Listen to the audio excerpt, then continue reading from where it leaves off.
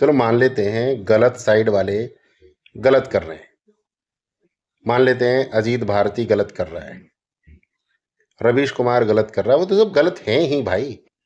भाई आप कह रहे हो कि वो लोग गलत हैं, तो वो तो गलत हैं ही, तो गलत से क्या उम्मीद करना। तो मेरा सवाल सही वाले लोगों से है, मेरा सवाल अपने माननीय सम्माननीय पूजनीय प्रधानमंत्री जी से भी है, जो मेरे लिए पूजनीय है, और मेरा सवाल फिर भी है अमित शाह जी से है, गृह मंत्री जी से। मेरा सवाल कई बार योगी जी से भी होता है, और मेरा सवाल मोहन भागवत जी से भी है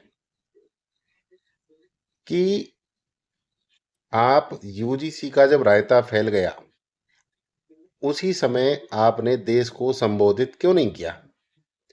उसी समय आप कह देते कि भाई कहीं सिस्टम में कोई भूल चूक हुई है, हम इस पर विचार करेंगे, आप सब लोग परेशान ना हो और हिंदू एकता बनाए रखें।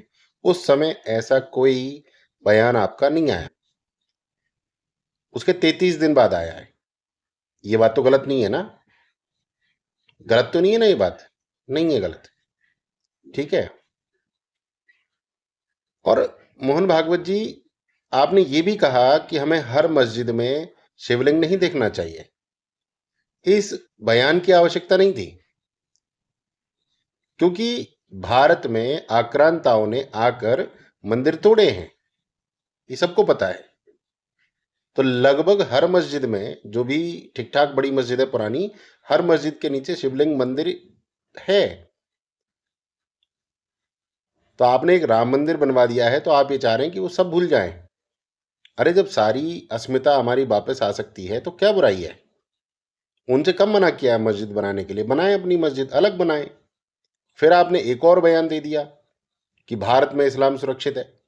इस बयान की क्या आवश्यकता थी।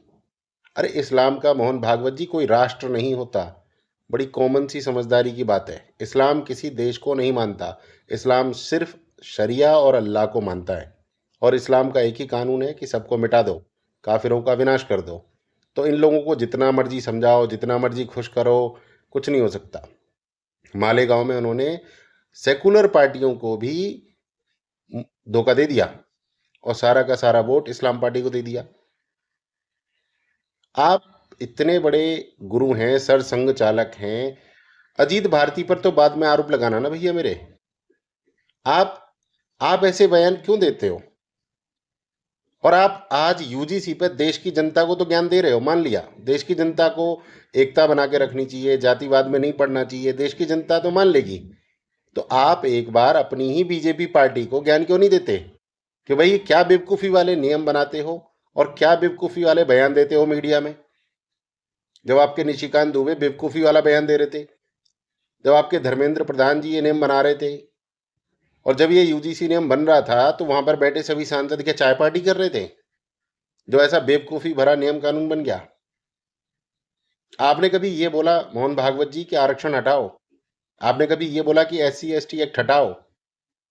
जब देश में आफत मचती है उसी समय पर आप बयान क्यों नहीं देते, उसके 33 दिन बाद ही क्यों ज्ञान देने आते हैं पब्लिक को। आप मान लिया मैंने कि एक बहुत बड़े संगठन के सरसंघ चालक हैं, तो ये काम आप 25 दिन पहले भी कर सकते थे, 20 दिन पहले भी कर सकते थे। ये देश में जितनी आग लगी, ये तो नहीं लगती। और जवाहरलाल नेहरू यूनिवर्सिटी में दिल्ली में जो रायता फैलता है, उसके ऊपर भी आप अपने विचार जो है दें, उसके ऊपर भी आप अपने गृह मंत्री को बोलें कि वहां पर भी एक्शन लो। तो कुछ चीजें तो भाई कमी छोड़ी जाती है, जिसका फायदा अजीत भारती अजीत भारती जैसे सब उठाएंगे। मैं अभी इस बात पर विचार कर रहा हूं पूरी तरीके से कि अजीत भारती गलत है या सही। मुझे नहीं पता वो सही है कि गलत है, पर वो एक मुद्दा मेरे दिमाग में चल रहा है, क्योंकि मैं एक जागरूक नागरिक हूं। पर मोहन भागवत जी, आप मेरे लिए पूजनीय थे, हैं, रहेंगे।